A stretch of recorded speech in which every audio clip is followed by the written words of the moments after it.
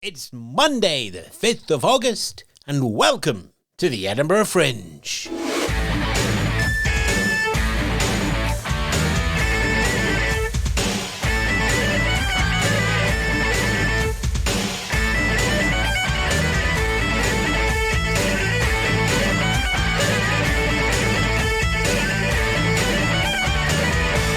Yes, good afternoon, good morning, good evening, wherever you are. This is Edinburgh Calling, and it's the largest arts festival in the world. Over 3,000 shows, and today, an interview with just one of them.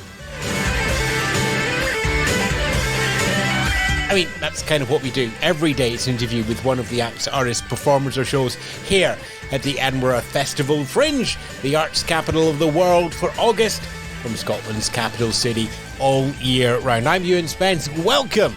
It's my name in the show title because Edinburgh Fringe Show on its own is not enough in this highly connected world of the internet. It kind of worked back in 2005 when this all kicked off. But since then, countless acts, many ideas, many wonderful moments of thought. But also, through all of that, I've had a rule of three. So, as the Fringe gets underway, as the first big weekend has went through and the reviews are starting to flow in and a buzz is starting to build up around the city, a reminder of that rule of three. It's what you do is you come to Edinburgh, you want to see a couple of shows in the evening, and I say, well, look, you need to choose three. The first one is choose something that you like, something that you know. It might be somebody off the telly, one of the people who's been on Taskmaster. It might be a playwright, or it might be an actor.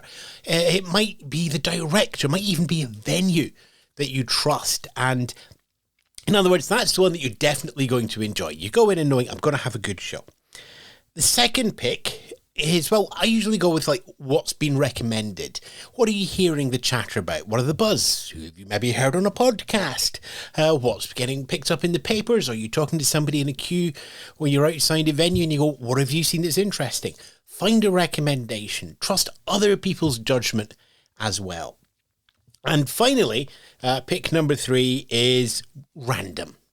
Now, in the old days, pick up a programme, flip it through, shout stop, put a finger down, you find something. Now, there are programs out there, but a lot more of those are electronic. But you can still find listings back on the Edinburgh Fringe website, and there are program guides around, both just for a single venue or for a group of venues getting all together, or the main Edinburgh Fringe, the big doorstop one, the main Edinburgh Fringe one as well.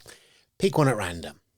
Now, if you feel like going mad and going to see 6 shows in a day, then just go round the rule of 3 again. And trust me, you go through once, go through twice, go through it once over multiple days, you will have a wonderful, memorable and exciting Fringe full of things that you appreciate, things that you knew, and things that you'll appreciate even though you didn't know them.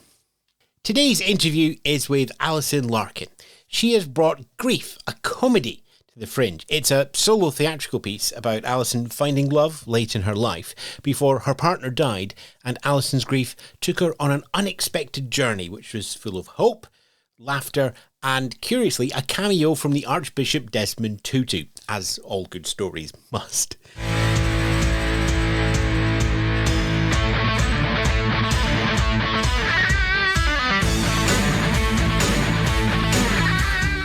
Joining me now, Alison Larkin, a show that has light and shade, and it's a human experience that everybody will experience but have a completely different journey around it. Alison, welcome to the show. Oh, thank you so much for having me on. Now, the show itself, Grief, a comedy, which is in the theatre section.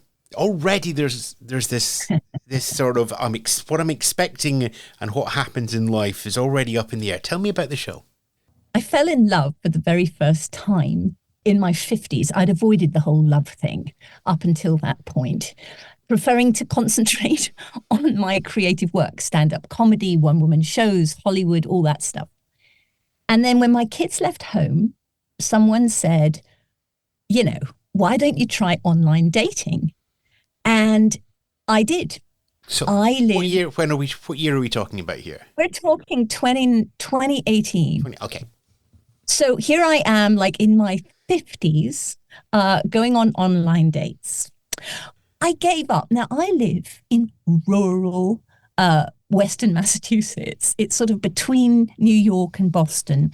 I actually had moved here to raise two kids on my own and supported them by narrating audiobooks. So I thought, okay, this is it. I'm going to be in my little recording studio narrating for the rest of my life with my dog. Then one Sunday, I go down the hill, I go into the Red Lion Inn, and I ask the woman behind the reception desk for a New York Times. It's a Sunday because it has the crossword in it. And she says she's very sorry, but the last paper's taken. And she points over her shoulder, and there is this man who's about my height, only thinner. And he's holding up the Sunday Times magazine, which has the crossword in it. And he says he's really sorry he took the last crossword. And we start talking, and his name was Bhima. He had arrived in America 30 years earlier from South India to do a PhD in chemical engineering. And I had arrived in America 30 years earlier to find my birth mother in Bald Mountain, Tennessee. But that is a subject for an entirely different show. So we just clicked, and we'd both lived in America for a long time, and we were both a bit homesick from our, places of origin. And we fell in love. I mean, it was the real thing. It was, for both of us, like wearing a shoe that's too tight for your entire life and then finally taking it off. And flip forward a year and a half, and he died. Suddenly, 5 days after we had decided to marry. And I had avoided love my entire life because I was afraid of the worst happening. I think it's an adoptee issue. I mean, I know a lot of other adopted people who deal with the fear of abandonment by dating people they don't like. So if they do leave them, it doesn't matter, which is actually a very effective strategy. So there I am in this, it's mid-COVID. No one comes to the house. It's just me and the dog and the cat. And I kept thinking about something that Archbishop Desmond Tutu said to me when I'd met him 15 years earlier. He had said, I can't control what happens to me, but I can control how I respond to it. And he saw my comedy, and he read my novel, The English American, about an adopted English woman who finds her birth mother in Bald Mountain, Tennessee. And he'd stayed in touch. And so when Bhima died, I at first, of course, just like everybody else, I went completely numb.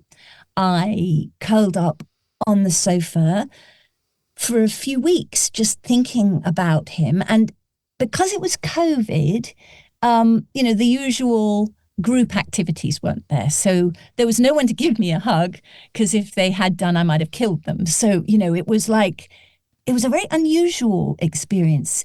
I had no choice but to grieve and relive all the memories I had with Bhima. And then about 6 weeks after he died, I could hear his voice saying, it's time to get in the best physical shape of your life. He was really into exercise. So I started running through the mountains and past the lakes where Bhima and I had walked. And I was waiting for the despair, and it didn't come. And instead, I had this extra energy and a kind of joy that I did not understand. And the only thing that was even slightly like it in my experience is what happens during the pain of childbirth, which is the most excruciating thing in the world. But without the pain, you wouldn't have the kids. So our mutual friend said, I said, what is going on here? And our mutual friend said, why don't you email Archbishop Desmond Tutu and tell him what's happened? And I go, I can't bother him. He's a busy guy. and she said, no, do it, because he loved you. And he had stayed in touch. So I did. So I emailed Archbishop Desmond Tutu in South Africa. And I told him that I had avoided love my entire life because I was so afraid of it, because I was afraid of the worst happening. And then finally I found it. But then when the worst did happen, instead of wanting to hide under the bed and never come out again, I'm finding that I want to live and love more fully than ever. And he wrote back. I mean, I didn't expect him to, but he wrote back 5 minutes later. And he said, Alison, you need to do everything you can to make sure this story is told as widely as possible because it will bring hope.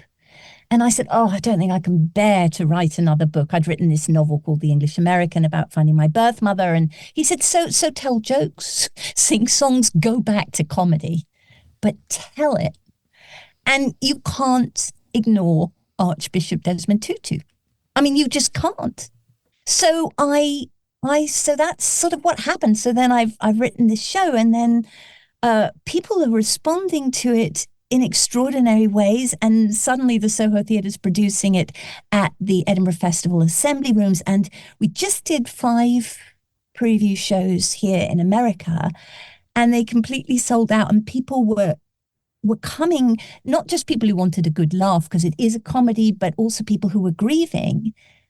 And they said that it made them laugh and cry, but leave feeling so much better, feeling hopeful and smiling. And so I think it worked. I did what I promised I would do. And now it's going out. It's actually premiering at Assembly. And we're running all the way through until the 25th of August. And then we go to the Soho Theatre London and then a UK-wide tour. And so that's the story. The thing that strikes me about that story, Alison, is I can't get past the idea, the phrasing of Tennyson, it is better to have loved than lost. And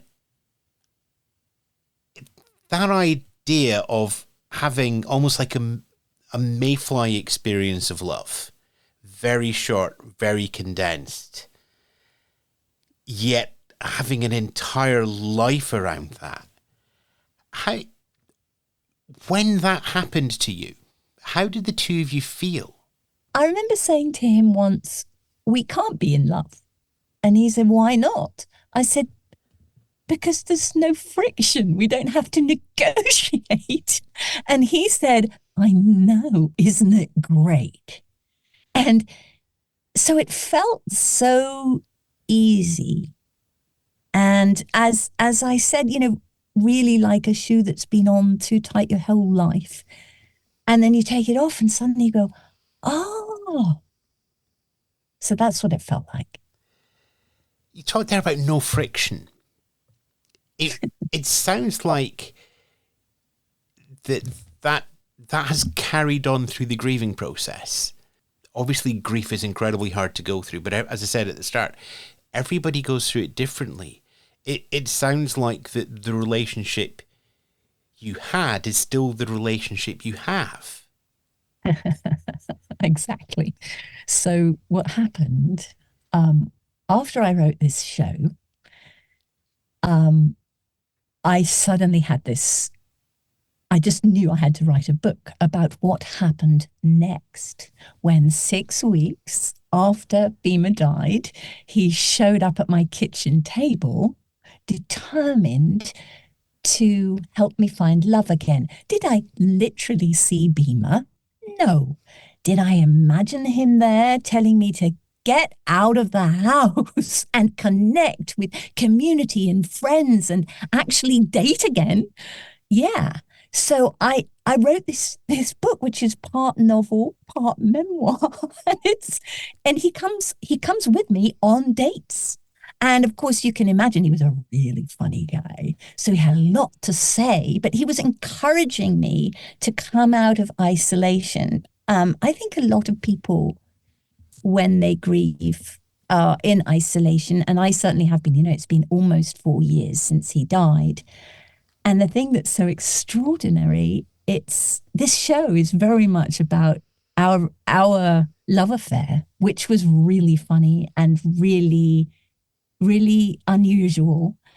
And yes, it's about the loss of him, and it's also about finding this joy and hope and life after he died.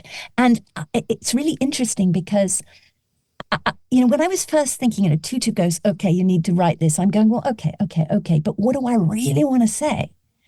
And it started with a lyric from a song that came into my head. And it was just, each day you get to choose how you will spend it. Don't waste a minute, 'cause tonight might end it. Don't waste your time. And so, yeah. Does that answer your question? Yeah. And it leads me on to the next one. If he's there with you during dates, was he also there with you during the preview shows before the Fringe? Yeah. Beside you or in the audience? Have you read my book? I've not. No, I'm just going for the curious question. It's really, really funny. I mean, I don't want to give away, but yeah, he shows up, or does he? Is he right there, or who knows? I mean, as far as the relationship that we have with people after they've died, I think it's a fascinating subject. And it's something that I'm exploring through the show and also through the book. And at the, at a key point in the book, I say it could be wishful thinking. It could be all imagination, or it could be something in between. But if we are able to connect with people who are no longer there physically, well, doesn't that change everything? And I happen to believe that we can. I think the body goes, but the love doesn't. And the essence of who a human being is doesn't. And when I did these shows at the first preview was at the Soho Theatre, and then I went on Woman's Hour, and suddenly all these women were coming from all over. Like, one came from Leeds and one from Manchester, down to London, because I only had one more preview.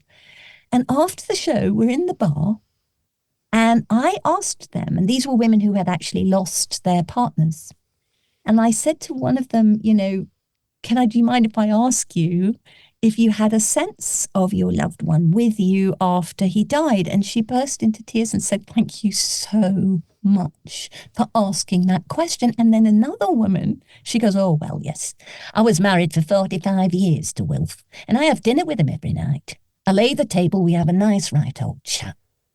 And we're talking about the subject that nobody talks about, because you don't want people to think you're nuts. And suddenly, people who have lost people, of course, we've lost them physically, but we haven't. Where there's a great love, I don't think it ever goes anywhere. And I've got a line in the show that, I say, some people, Bhima was an atheist. Some people are Hindus. Some people believe in who knows what. I believe in some of all of that on some days, but one thing I am absolutely sure of, and it's this, that when someone we love very deeply dies, a part of who they were becomes a part of who we are now. I mean, Bhima was very much into renewable energy, and I think it's something like that. And one of the things that's really exciting for me is, I mean, here I am, as you can tell, I'm in my little audiobook recording studio in Western Massachusetts, and I'm going to go to Edinburgh, and I'm going to get to hang out with a lot of other people, and I can't wait to hear what they think about all this, because I'm just like, I'm just on my own here, but I'm looking forward to connecting with other people. And that's the other thing, and I don't know what you think about this, but it just occurs to me the world is so divided right now. This person hates that person, these people hate that, and yet we need to find our common humanity. Where is our common humanity? We love, we laugh, we lose people, we grieve, we can come together. And that's what I'm really hoping. I'm hoping that by my going out there with this in a pretty open way, that it will encourage other people, to come and have to talk to each other and And I just know that everyone who's seen it so far has said they feel much better when they come out. And that makes it all worth it, because it's a lot of work, as you can imagine. And for those who do want to see it at the Fringe, first of all, remind me again, and everybody who's listening, when the show is. The show is running throughout August until August the 25th. It's at Assembly Studio 2 at 2:10 p.m. And immediately after the show, we've printed a few advance copies of the book, which tells the story of what happens next. And so available only to people who have seen a live performance will be Grief, a Comedy, the book. And I really can't wait to hear what people think of that, because, I'm talking about a lot of the stuff we just talked about. People can find more details and presumably pre-order the book as well at your website too. Yeah, that's AlisonLarkin.com with one L in Alison. Otherwise, you get a woman who does tapestry in Nebraska. I love that. Another connection. There's another story there, but maybe another year at the Fringe. But for now, Alison, we will have links to your show and back to your website at our website, edinburghfringe.thepodcastcorner.com. But for now, Alison, and I suspect Beamer reviews are there in this studio as well, keeping me right. Thanks for your time. Thank you so much.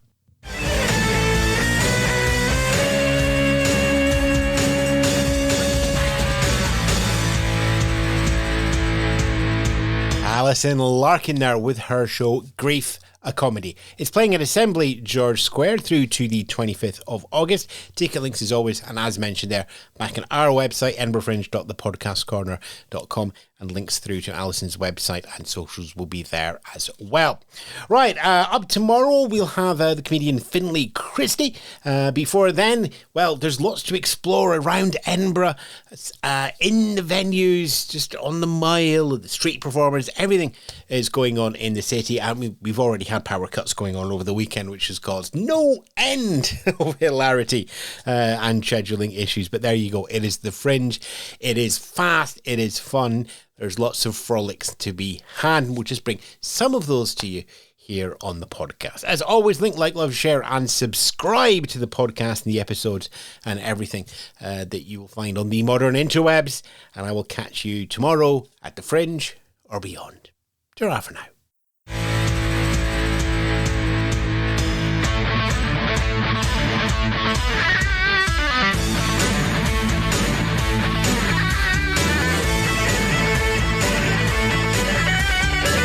You've been listening to the Edinburgh Fringe Show, hosted by Ewan Spence, produced by Spence Media and Radio 6 International.